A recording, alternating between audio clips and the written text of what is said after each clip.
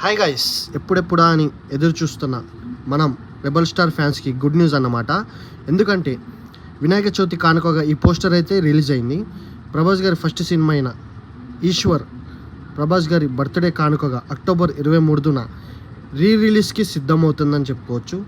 ఈ news update విన్న తర్వాత రెబల్ స్టార్ ఫ్యాన్స్ అయితే పండగ చేసుకుంటున్నారు. ఎందుకంటే ఈ సినిమా ఊరా మాస్ అని చెప్పుకోవచ్చు.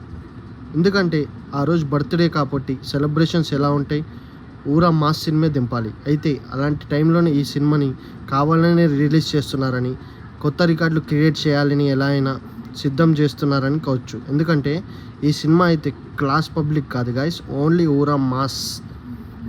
రెబల్ స్టార్ ఫ్యాన్స్ అరాచకం ఏందో ఈ సినిమాతో మనకు చూపిస్తారు, చూడండి అంతే. ఇక ఇంకొన్ని అప్డేట్స్ కోసం మన ఛానల్ని లైక్, షేర్, సబ్స్క్రైబ్ చేసుకోండి గైస్.